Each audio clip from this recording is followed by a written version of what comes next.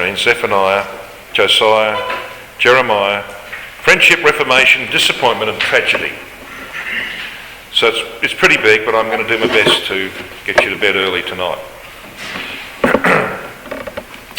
So here we are, right at the end of the history of Judah. We've become familiar, of course, with these charts now, but you see the collection of prophets that sit above this period of time. So we have Zephaniah and Habakkuk and Nahum and Joel and Jeremiah and Daniel and Obadiah and Ezekiel. So there's a concentration of prophets in this area of the history of Judah. And there are good reasons for that, of course, because this nation is about to go into captivity because of the apostasy of Manasseh. So what was the ecclesia like when Amon was killed by his own courtiers, and the people of the land then killed those courtiers? Now we think maybe that Amon was killed by his own courtiers because he went back to the apostasy of his father, and people said, no, we're not going to have that. But then you see the people of the land who were corrupted by that apostasy took vengeance on those courtiers. However, Yahweh was at work here. There was a prophecy to be fulfilled, wasn't there?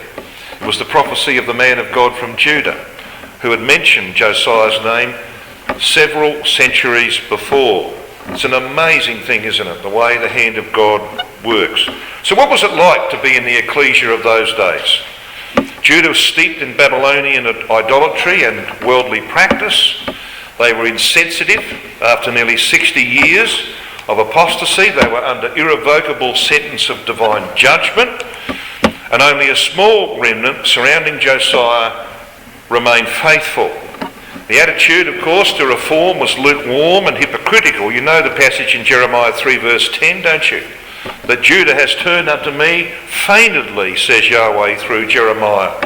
So they were prepared to wear the mask of doing the right thing, but underneath it was just a facade. Underneath they were deep down corrupt, and that was the sad thing that Josiah had to confront. All his efforts were to come to nothing for most of those people because of that fact. So here he is, Josiah the youthful reformer. As you obviously are aware by now, his name means Yahweh, his foundation. And how true that was. He was to reign for 31 years from the age of 8. He was to die at age 39 by a divine blessing. And it was a divine blessing that brought him to the end of his life before he reached 40. So most of us, of course, are looking to that day. Those of you young fellows looking to the day when you turn 40. There's a few of us who have sort of gone past that. But 40, when I got to 40, I sort of thought, well, this is crunch time. This is crunch time, really. But Josiah didn't even get to 40. He was taken out of the way by divine grace, not to see the terrible punishments that would fall upon his people that he'd tried so hard to save for so long. His father Amon, of course, was removed out of the way, but I think his mother is worth a comment. His mother is Jedidah.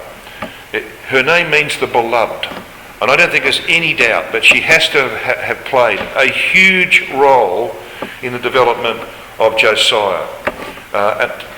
For him to turn out like he was, there had to be an influence, a strong influence from his mother.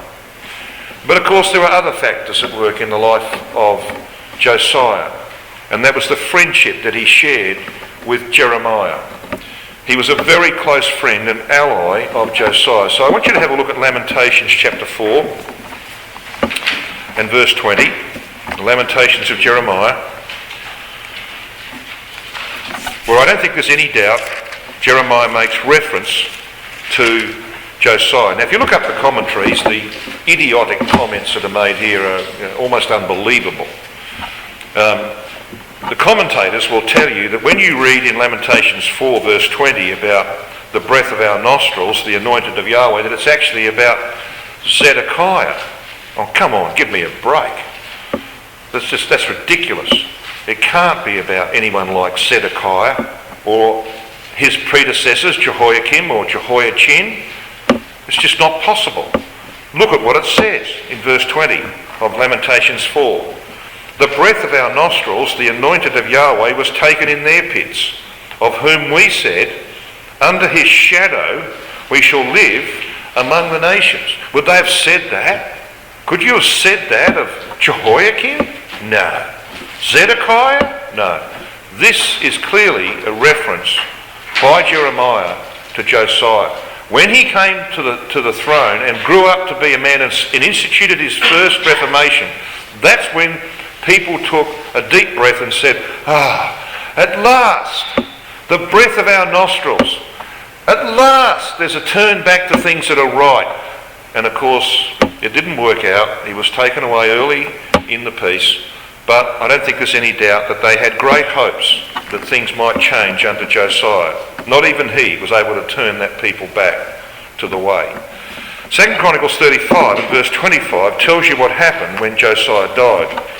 2 Chronicles chapter 35.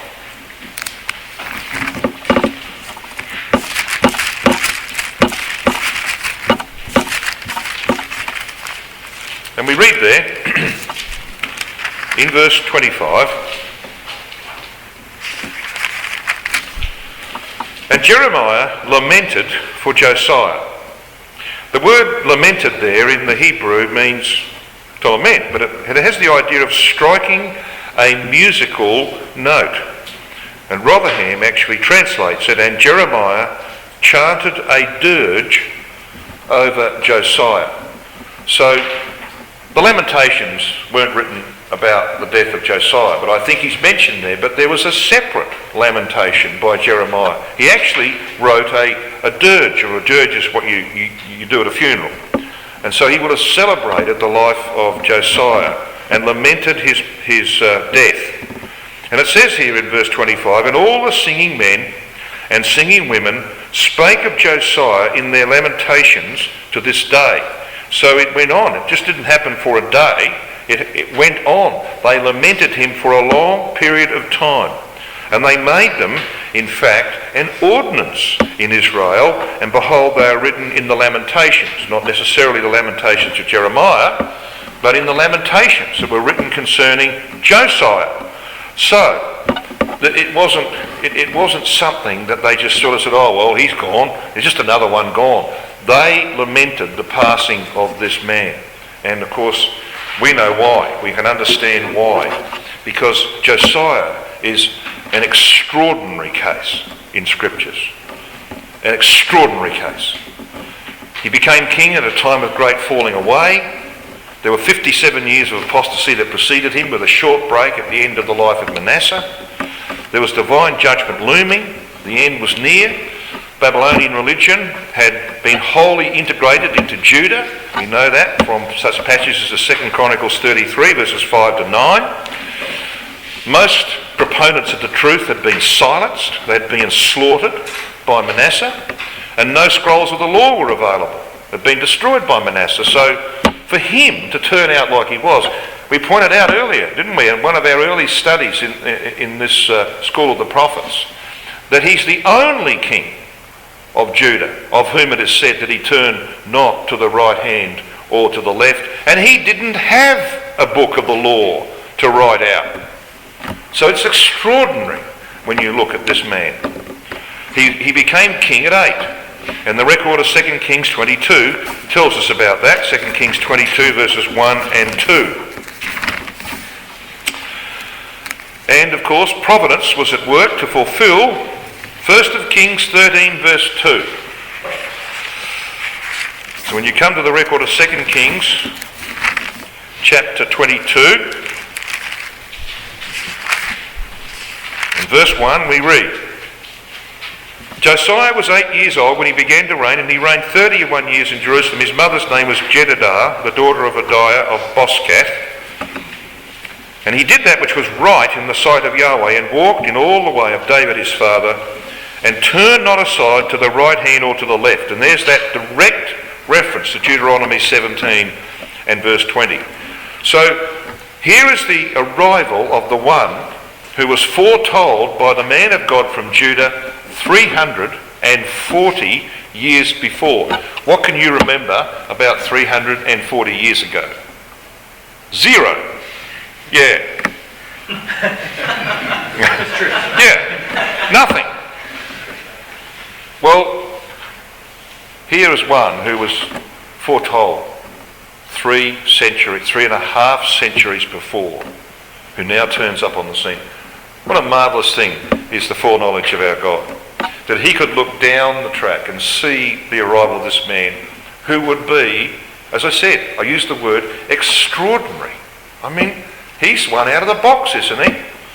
In an environment like that, to turn out like he did, without a Bible? How did that happen? Well, we're going to explore how that happened, because he had a support team. His name, Yah, his foundation. He had a support team. The palace courtiers were removed, and faithful men preserved by God to guide this boy king. He wanted to make sure that the prophecy was going to be fulfilled. The wheels were not going to fall off. But who could rule effectively at 8? Well, of course you couldn't. So there's his mother. We've pointed out her importance. Beloved of Yah is the meaning of her name.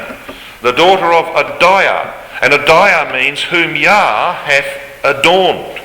And of course, this idea is picked up in the 1st of Peter chapter 3, verses 1 to 5, where Peter talks about the faithful women of old, who were not adorned like Jezebel, but they were adorned with a spirit of meekness.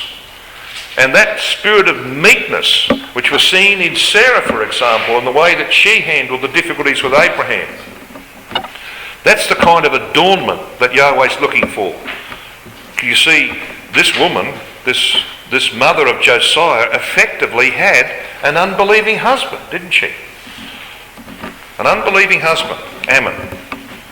So there were faithful elders, the support team that God used to make sure that Josiah had the right type of guidance and education. Men like Shaphan, the man whose name means a Coney, and the Coney is referred to in Proverbs chapter 30. Anyone remember the context of that? There are 4 things. Yeah, 4 things that are very, very small in the scheme of things. The Coney, this is like a rabbit-like creature. It's about the size of a rabbit, and it lives in the rocks and the holes in the rocks. And it buzzes out and looks around for its predators. It nibbles on some... It knows its vulnerability. All right? And it goes to the rocks for its security. Wisdom. This is the wisdom that God put in it. So here's a man who got through the murderous campaign of Manasseh. He somehow got through it. He was an older man, because you know, Shaphan had a number of very faithful children. He had some riders, 1 or 2 riders as well, but he had very faithful sons, this man. So he'd been around for a while. Gedaliah was a grandson of Shaphan. See, so this man had somehow negotiated that tortuous path where Manasseh was going around bumping off people that opposed him. That God had preserved him like a Coney, father of a very faithful family, and he was obviously Josiah's mentor. There was the high priest Hezekiah, whose name means the portion of Yah, who I don't think there's any question was the father of Jeremiah the prophet. And there were companions and supporters. There was Zephaniah, whom Yahweh hid. There was Jeremiah, of whom we've mentioned, whose name means whom Yah hath appointed. There was an advisor. As soon as he found the book of the law and read it and realised the consequences, the implications of that, he sent to Huldah the prophetess. Clearly, he had a relationship with her. And she was the wife of the man who looked after the wardrobe in the temple. This was the remnant of the school of the prophets. Right at the end of Judah's history, there was this woman, Huldah. So the keys to this and the lessons we need to learn from this is that at the end of the days, when the going gets tough, when the wheels begin to fall off in the brotherhood as they were in Judah, then we need to have sound companions, both old and of a similar age to ourselves. Jeremiah and Josiah and Zephaniah were of a similar age, but Shaphan and Hezekiah were older. And what we need to do, brethren, is to make sure we've got a good support network. Now, this is what schools of the prophets and other things that we attend produce, don't they? They produce that kind of network. You build up a confidence in each other. A confidence that you've got brethren alongside of you that are just as interested in the Word of God as you are. That they're just as interested in upholding what is right as you are. And so you build this network of support. And I tell you, it's very, very important. I have some brethren in my life who are my mentors. And I often will go to them and ask them questions. You know, you can get to a point where you think you know everything. The day will come when you realise you don't. And you need to go and talk to brethren who are further down the track than yourself, particularly when the going gets tough.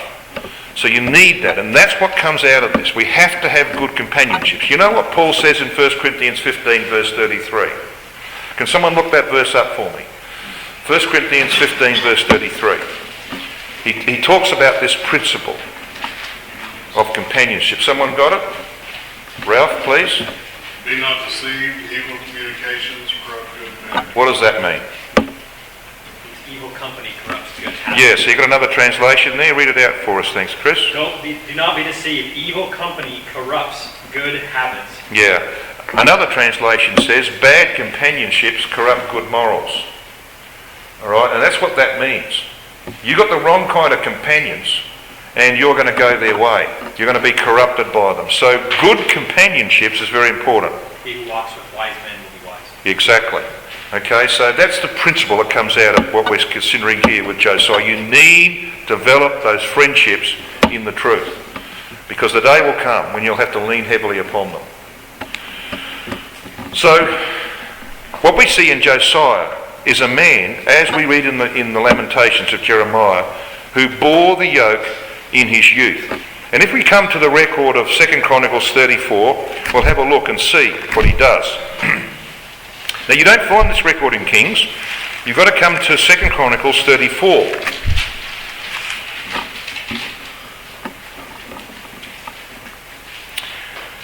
We read in Kings that he was 8 years old when he began to reign. Well, that's the message of verse 1. We read that he did that which was right. Verse 2 here says he walked in the ways of David his father. There's no mention of Amon, of course. He walked in the ways of David his father and declined neither to the right hand nor the left. We read that in Kings. But we read this in Chronicles in verse 3. For in the 8th year of his reign, so he's 16 years of age, in the 8th year of his reign as a 16-year-old, while he was yet young, 16-year-olds sometimes think that they're mature, but God says they're young. All right. While he's yet young, he began to seek after the God of David his father. And in the 12th year, when he's 20 years of age, he began to purge Judah and Jerusalem from the high places and the groves and the carved images and the molten images. Now he doesn't find the book of the law until he's 26 years of age. So what's motivating Josiah to do this? Well, I'm going to try and demonstrate what we believe was motivating this young man. As a 16-year-old, the influences that have been brought to bear upon him by Shaphan and Hezekiah and his friends Jeremiah and others, this is what begins to direct him to seek after the God of David his father and to leave behind the rubbish of his father Amon and of his grandfather Manasseh when he was an apostate. And at age 20 he says, well, we're going to do something about this. So he starts a purge. Now it's a pretty limited purge, this one. It just involves Jerusalem and its surrounds. It's a limited purge, not like the one that happens in his 18th year when he's 26. But it is a purge. And it requires personal dedication and involvement. And it's marked by a degree of thoroughness that is going to be fully shown in the second purge later on. He's influenced clearly by other spiritual young men, and one of those is Zephaniah. Zephaniah belonged to the royal family. And of course Jeremiah, the son of Hezekiah the high priest, began to prophesy when Josiah was 21, in his 13th year. So clearly those influences were there, bearing down upon him. And then of course comes the 18th year of his reign, when he's 26, when the book of the law is found. This is the defining moment of Josiah's life. He was repairing the temple. And there's always a need, isn't there, for positive building in the house of God. And in that cleaning up of the temple of God, they find this book of the law. So there's a lesson there, isn't there? Clean up the temple of God and find the truth, as it were. Discover the power of the word for yourself. That's, I think, the message that comes through from this year of Josiah's life. In the record of 2 Chronicles 34, verses 26 and 27, which is where he sends the delegation to Huldah the prophetess, this is the answer of God. Now, we're not going to read the whole thing. It begins in verse 23. We're going to come down to verse 26.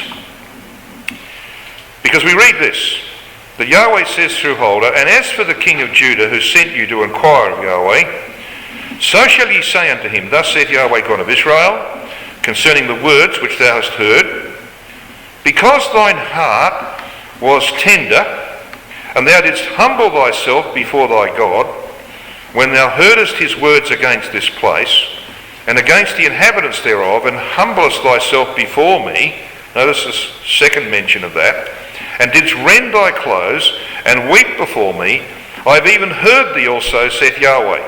So here is God saying to him, it was his humility in the face of what he read in the word of God that was the key element as far as God was concerned. So one of Josiah's greatest characteristics was that fact. You know, we often quote Isaiah 66 verse 2, "To this man will I look, him that trembles at my word," that is poor of spirit and trembles at my word. Well, that was the characteristic of Josiah. "Because thine heart was tender, and thou didst humble thyself before thy God, when thou heardest his words." That's the key element of his life. He had a companion, and that companion was Jeremiah. Jeremiah lived a life of affliction. His name signifies whom Yah has appointed. His father, the high priest, Hilkiah, "My portion is Yah." He was, of course, of the priests who lived in Anathoth, just a little north of Jerusalem. Anathoth means answers to prayer. It was this priestly town about 3 miles, if we're here in America, 3 miles north of Jerusalem. So Jeremiah was a priest, almost certainly, as I said, the son of the high priest of the day. He began prophesying, as we mentioned, in the 13th year of Josiah. He was about the same age as Josiah. He never married, and he never had any children. I want you to have a look at Jeremiah 16 verse 2.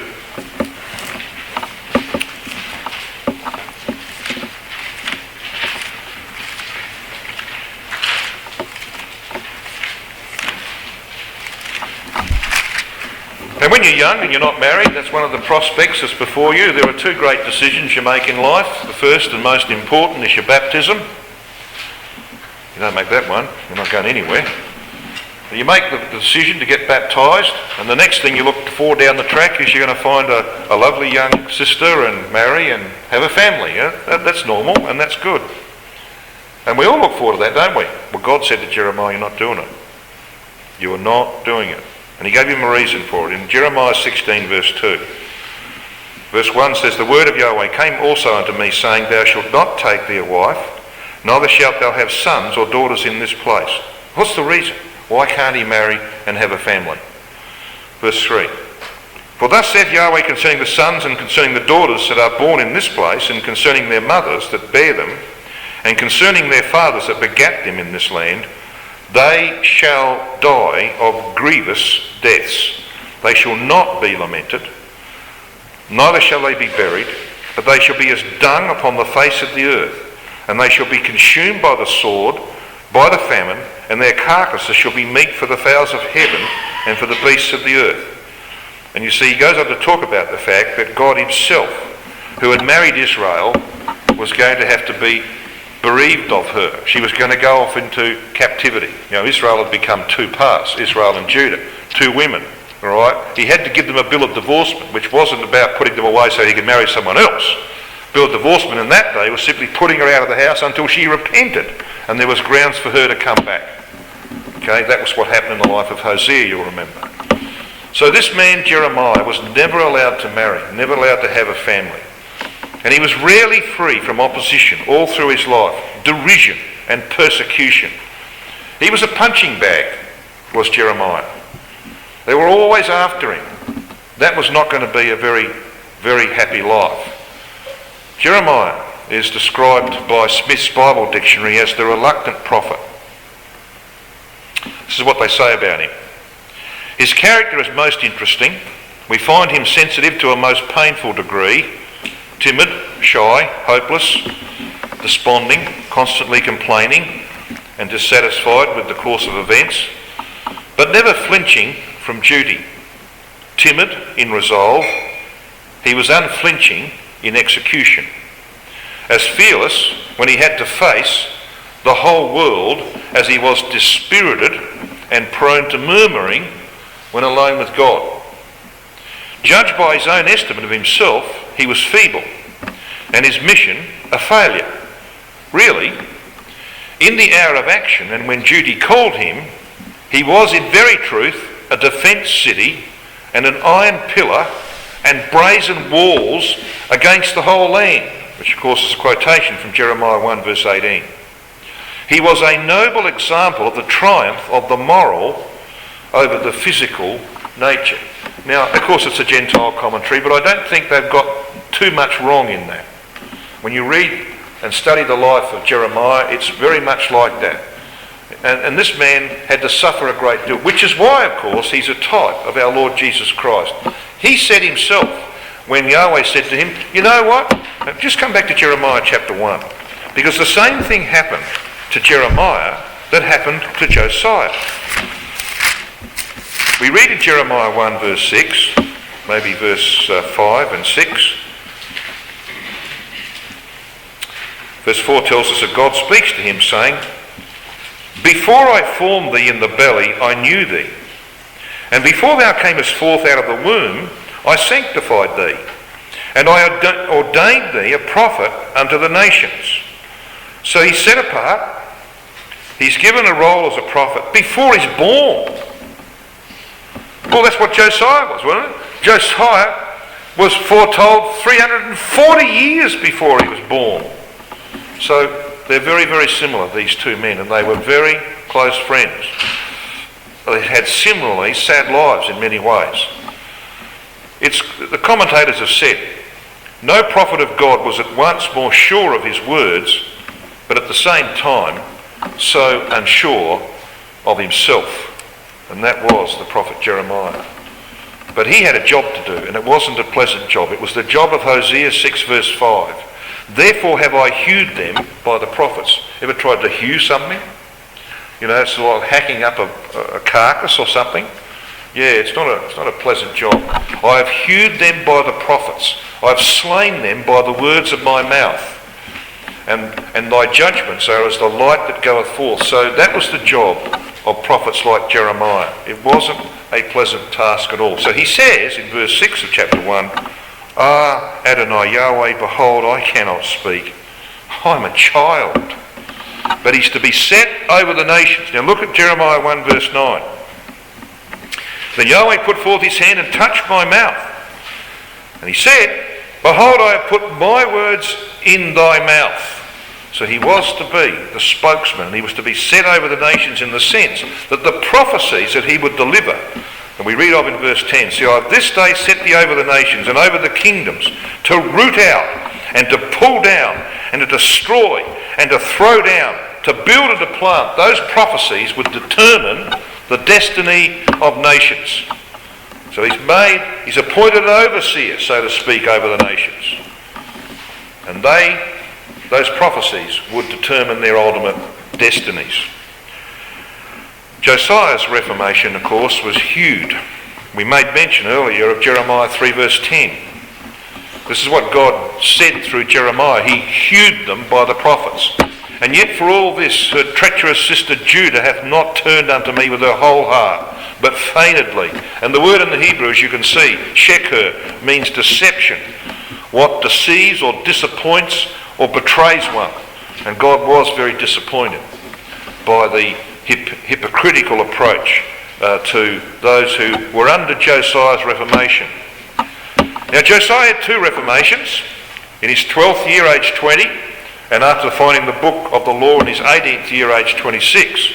And they were both a failure because the hearts of the people remained firmly locked into Manasseh's idolatry, that Nimrodian apostasy that we considered in our previous session. So what was God going to do about that? And what was it that stirred Josiah up to get rid of the remnants of that apostasy? Well, Jeremiah was one of the influences, undoubtedly. But there was another one, another friend of his who was a member of the royal household, Zephaniah the Prophet. I just want to spend a little time, and we did this a couple of years ago, or a portion of it, when we considered Nimrod. I want to do it again, just briefly, have a look at the book of Zephaniah. Come to that book.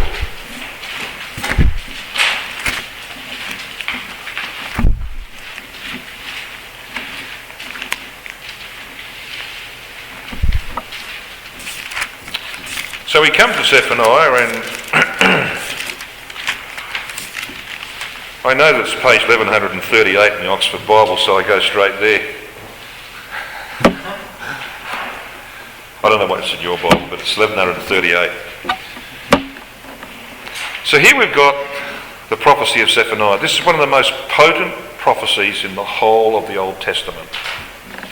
It is one of the most expansive prophecies as well. Zephaniah was a descendant of Hezekiah. You read that in verse 1. The word of Yahweh which came unto Zephaniah, the son of Cushi, the son of Gedaliah, the son of Amariah, the son of Hezekiah. The Hezekiah here, of course, is Hezekiah. So he's a member of the royal family. He has access to the king. He prophesied between 630 and 621 BC during the early years of Josiah's reign. And this is what we believe compelled Josiah to introduce his first reformation. He's contemporary with Jeremiah, who began prophesying in his 13th year, seemingly responsible for those early reforms. His name means whom Yah hath hid, and he's the son of Cushi. Now what Christadelphian with half a brain would name his son after the Pope? Anyone here? And when the current Pope, what's his name? The previous one was Benedict XVI. What's his name? Francis. That's right, Francis. He named himself after Francis of Assisi. But let's just take Benedict. Anybody here, when Benedict the 16th was the Pope, had a child, would name their son Benedict? Of course you wouldn't. No Christadelphian in their right mind would name their son after the Pope. Because Cushi, has been named after the Pope. Cush was the father of Nimrod. He's the architect of the Catholic Catechism. And so we've got, what does that tell you? Well, it tells us that in the period of Manasseh's rule and then Amon's rule, when Babylonian apostasy was the order of the day, of course you would name your children after the Babylonian gods, wouldn't you? Yeah, and this guy did. So this shows you how deep the apostasy was. But interestingly enough, of course, Cush, the name, is mentioned 3 times in the prophecy of Zephaniah. Gedaliah, whom Yah has made great, Amariah, whom Yah has promised, Hezekiah, strengthened of Yah. So the underlying theme of the prophecy of Zephaniah is the salvation of a remnant whom God hid, the meaning of the name Zephaniah, among the Cushites, the apostate ecclesia, and made great through the one he promised to Abraham and strengthened for himself. We've just taken that from the names in verse 1. So let's just briefly analyse the prophecy of Zephaniah.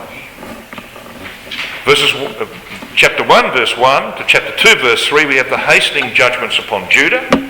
Chapter 2 verse 4 to 15, the judgment on the nations. Chapter 3 verses 1 to 7 we have the sins of Judah and Jerusalem. And chapter 3 verses 8 to 20 we have a remnant restored and redeemed. And the purpose of this prophecy, as we said, was to encourage a faithful remnant in the face of rapidly approaching divine judgment. And the roots of this prophecy are found back, like most things in the Word, in Genesis 1 to 35. Nimrod is in this book. His name is not mentioned, but he is omnipresent. The word Cush occurs 3 times, which of course refers to the presence of Babylon. The original Cush was the area of Babylon, wasn't it, in Genesis 2 verse 13. And we have references like this in this prophecy of Zephaniah. There are the towers and the cities of chapter 3 verse 6, the high towers of chapter 1 verse 16. The nations, the word nations, goyim, used 7 times. I will rise up to the prey, chapter 3 verse 8, a clear allusion to Nimrod the mighty hunter. The word safar, language, Zephaniah 3 verse 9, drawn straight from Genesis 11 verse 1, I will return to the peoples a pure safar, a pure lip. And there's reference to Nineveh and Assyria, chapter 2 verse 13, the military phase of the kingdom of men. And there are these direct contrasts made between Nimrod, the god of Manasseh, for 50 odd years, and Yahweh, to whom he turned at the end of his life. So you've got these references to Nimrod versus Yahweh. Genesis 10 verse 8, of course, he's called a mighty hunter, a Gibbor. That word is used in Zephaniah 3:17. He was the first God king, Genesis 10:10, and so the references in Zephaniah 3:15 to Yahweh as king. The hunter, the name, the word Shem, the language, all of these things point to the fact that Zephaniah is built around Nimrod. So Zephaniah is actually a giant stepping stone in the Word of God between Genesis and Revelation. So the message of Genesis about the rise of Nimrod and the rebellion and the confusion of the tongues finds its way into other prophecies, to Isaiah, to Jeremiah, to Daniel. But it's Zephaniah that is the major stepping stone between Genesis and the Apocalypse. And so if we had time, we could go through that in great detail and demonstrate that. But let's just have a look at what Zephaniah says about the sins of Judah and Jerusalem in Zephaniah 3. Zephaniah 3 verse 2 we read about this polluted, oppressing city of verse 1. She obeyed not the voice, she received not correction, she trusted not in Yahweh, she drew not near to her God. Now there are 4 elements there, aren't they? 4 elements to salvation that were lacking in Jerusalem and its inhabitants. There was the hearkening to the word, which provides motivation. There was the acceptance of correction, which requires humility. There was trusting in Yahweh, which sees dependence. And there was drawing near to God, which reveals a relationship. And those 4 things were lacking. And the culprits are spelled out in verses 3 and 4. And there are 4 leadership culprits here. The princes, the judges, the prophets, and the priests. Verse 3, her princes within her are roaring lions, her judges are evening wolves, they gnaw not the bones till the morrow because they eat it all at once. Her prophets are light and treacherous persons, and the word persons is enosh, weak mortal men. Her priests have polluted the sanctuary, they have done violence to the law. So these 4 classes of leaders have corrupted the nation. And in verse 5 there are 4 responses of the divine character. The just Yahweh is in the midst thereof. He will not do iniquity. Every morning doth he bring his judgment to light. He faileth not, but the unjust knoweth no shame. 4 responses from God. And in verse 6 there are 4 remedies. And those remedies, of course, are designed to eradicate Nimrod from the nation. I have cut off the nations. Their towers, the Tower of Babel, their towers are desolate. I made their streets waste, that none passeth by. Their cities are destroyed, so that there is no man, that there is none inhabitant. So God is going to provide a remedy. He's going to remove this nation off to Babylon, from whence they got their Babylonian apostasy, that they might be cleansed of idolatry. Now, I'm not going to say too much about the book of Zephaniah, but I do want to point to some really important passages, and this is one of them, in Zephaniah 3 verses 8 to 10. Now, this is the language that is built around Nimrod. Verse 8, therefore wait ye upon me, saith Yahweh, until the day that I rise up to the prey. Isn't that interesting? That I rise up to the prey. That's exactly what Nimrod did. He rose up to the prey. For my determination is to gather the nations. Now the result of Nimrod's rebellion was to scatter the nations. He's going to gather the nations that I may assemble the kingdoms, to pour upon them mine indignation, even all my fierce anger, for all the earth shall be devoured with the fire of my jealousy. So verse 8 is about the nations being assembled for Armageddon and the subsequent judgments that follow. Verse 9 of Zephaniah 3 is about the nations being given a pure religion. That's what he means when he says, well, then will I turn to the peoples a pure safar, a pure lip.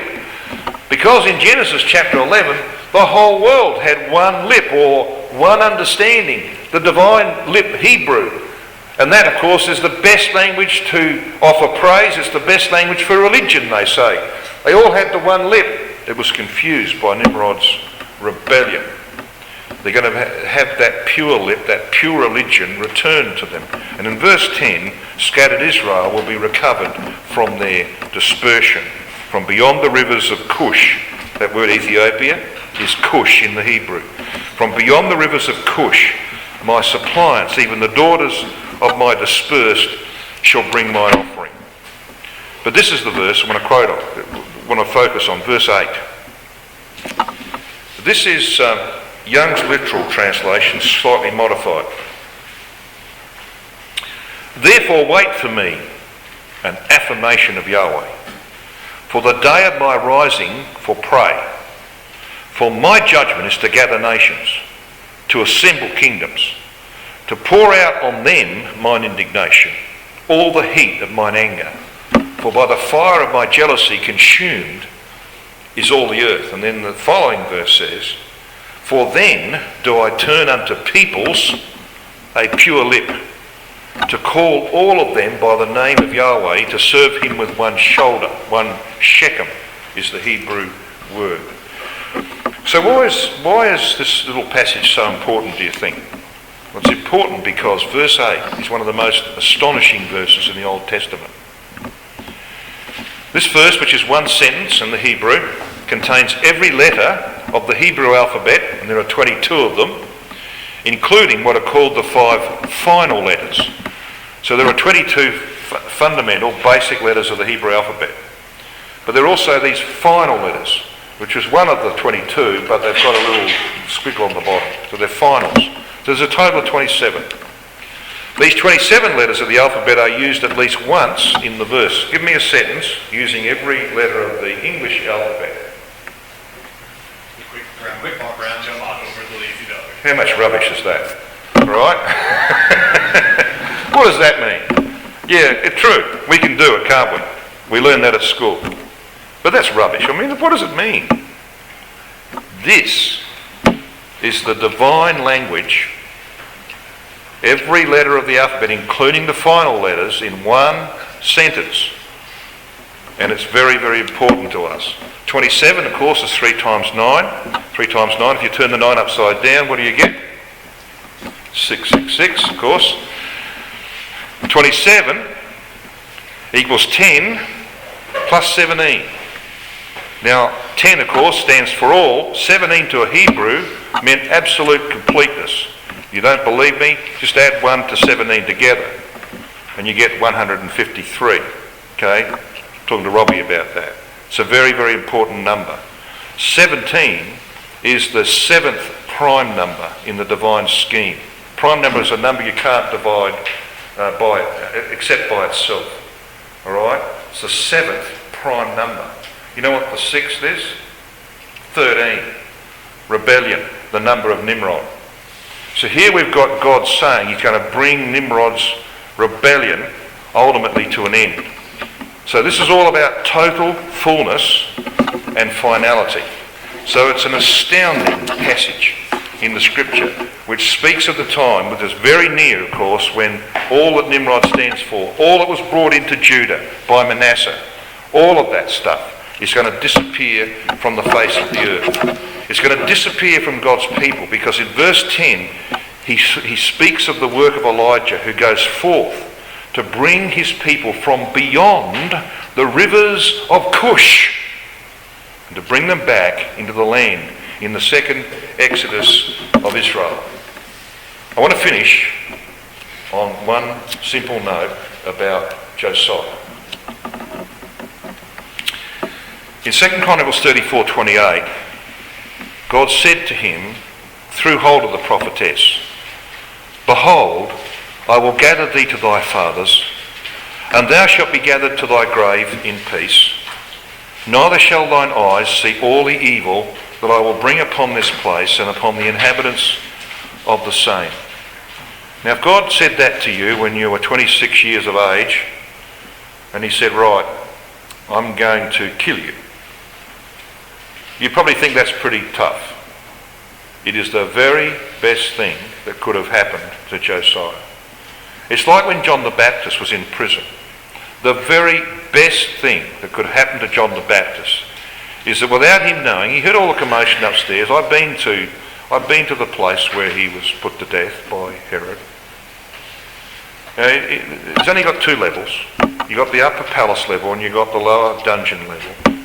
First thing that John the Baptist hears is footsteps on the stone steps coming down to the dungeon. The next thing, the key goes in the door swings open, the soldier walks in and says, "Bend over," bang, gone. Best thing could have happened to him. And the same thing happens to Josiah. And that's what Isaiah 57 verses 1 and 2 tells us.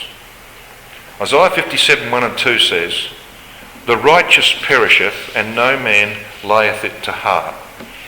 And merciful men, like Josiah, are taken away, none considering that the righteous is taken away from the evil to come. He shall enter into peace. They shall rest in their beds, each one walking in his uprightness." And we know, of course, that God is not the God of the dead, is he? He's the God of the living. And the next waking moment for Josiah will be when the angel wakes him up from death and he finds himself in the presence of the one, the only one who can resolve the problems of his people and of the world. It's going to be a great and wonderful day for Josiah. And he's going to be in the kingdom because he was an extraordinary man. So what's our challenge in that, brethren? None of us are really extraordinary, are we? None of us. But we can do a little better. I'm sure we can do a little better. And that's the lesson we should take from this man's life. We can't be extraordinary in these days of failure and decline. Let's just do a little better in the days that are left to us from now on. Let's take that message to bed tonight. Let's think about this man Josiah, because one day very soon we are going to see him.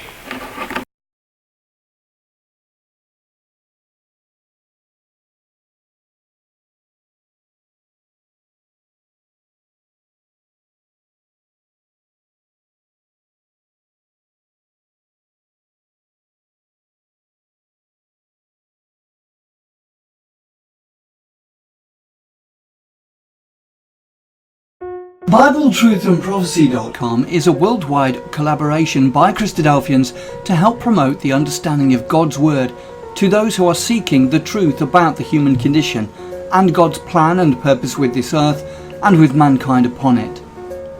Bible Truth and Prophecy is part of a wider set of online resources provided by Christadelphianvideo.org for establishing just how far removed the true Christian teaching of the first century apostles is from that taught by mainstream Christendom today.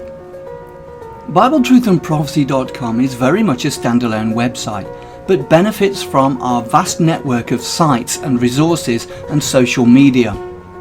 Here are just a few of the things that BibleTruthAndProphecy.com offers. We have a good number of written articles supplied to us from brothers from all over the globe. These deal with first principle issues, creation versus evolution, the inspiration of the Bible, and so much more. We have a whole section of video study series. These are studies that have been posted onto our YouTube channel but because of the difficulty of the search feature within YouTube, we have chosen to host on Bible Truth and Prophecy.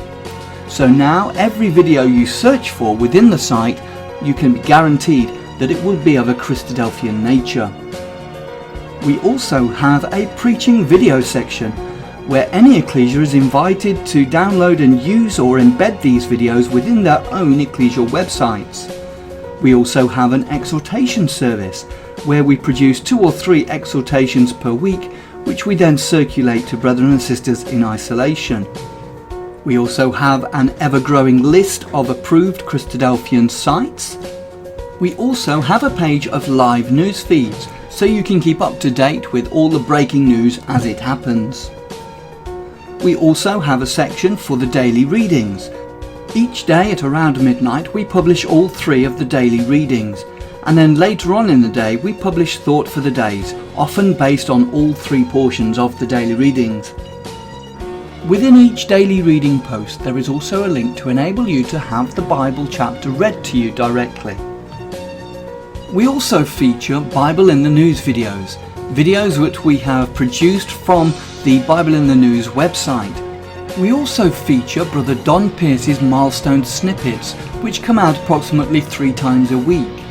We also feature Andy Walton's weekly World Watch, and other commentaries and analysis from other brethren on world news events. You can also subscribe to the blog and be notified of posts as they happen in real time, and also subscribe to the weekly newsletter, which is provided by Christadelphianvideo.org. Every page and post on the site has the facility to be able to leave a comment or make an observation, so please take advantage of this and let us know what you think of the site.